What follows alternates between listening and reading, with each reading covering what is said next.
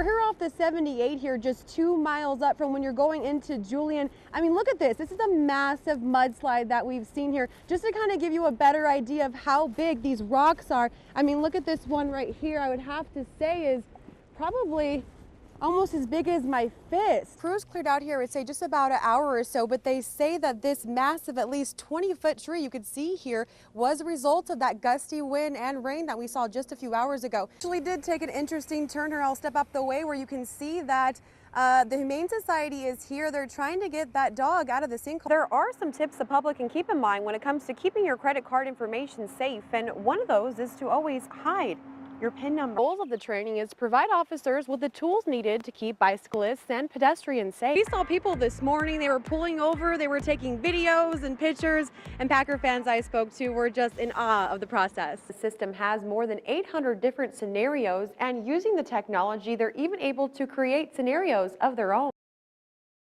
We're here in front of the San Carlos jewelry store. You can see a temporary close sign has been put up here since earlier today, since this event happened. But I actually want to show you, this is a very busy strip mall. You can see even at this late hour, there's several cars in the parking lot. Now, I did again talk to one of the retail workers that worked here right across the way here, who not only witnessed this robbery, but caught it all on his cell phone. This is where you see them running out right after it happened. Instead of the next viral video prank.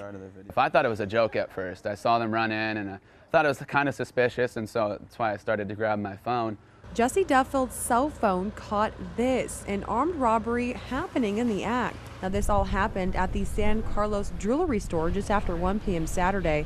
Duffield, who works at the Domino's right next door, says he was returning from a delivery at the time. They were in there about 30 seconds to an hour or to a minute, and then they were out and bolting over in between these two buildings. The robbery follows 2 other recent jewelry store thefts, both at Jared stores in Carmel Valley and Mission Valley. You can see here surveillance video from the inside of the Mission Valley store, where the men, as you can see, all masked with guns, are bashing into the glass, dressed in similar dark clothing.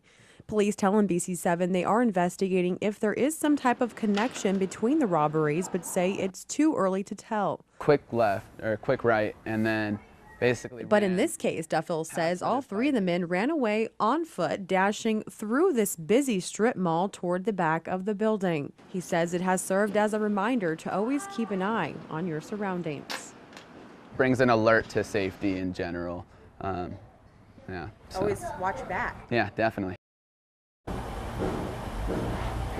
Well, an alert for safety for sure. Now, the owners here did decline to do an on-camera interview with us. Now, as far as how much merchandise was stolen during that robbery, police tell us it's still unclear at this time. Here inside Marino's Italian restaurant in Pacific Beach, it's business as usual. But when dusk turns to night, right above his restaurant, owner Mark Marino says he's been dealing with some unwanted tenants. So basically, they just climb right up here and there it is. Marino tells NBC7 a homeless couple has taken over the rooftop of this business district off Garnet Avenue. It's just constant. Like I said, I know their names. I go up there, all right, you guys, get out of here. You know, it's that sort of thing. And right down the road at this strip mall, business owners tell NBC7 they're also dealing with the same thing. Now, our cameras weren't able to catch the squatters in the act, but it's a trend Marino says is becoming widespread. You start looking at flat roofs, you'll start seeing, you might see clothes hanging out to dry. You'll see stuff. And once you know it, I see it all over Pacific Beach. He says police have come out at least 5 times telling the people to leave, but they were never cited or arrested because of one thing or another he didn't have in place. Basically, if you don't have the trespassing signs, you don't have the letter of agency, then it's not trespassing yet. Now, aside from taking orders and greeting customers, Marino says shooing off and cleaning up after the homeless has become an unwanted chore. Clothes in their backpack and a pillow and a blanket, and then just every day you kind of got to pick it up and, you know, throw it out. Now, I actually did reach out to the San Diego Police Department on Marino's case numbers, and they tell me that he did have the proper paperwork on file. But once he did, the people living on top of the roof here moved to the vacant business right next door, which is not considered to be private property. Reporting live in Pacific Beach, Brittany Ford, NBC7.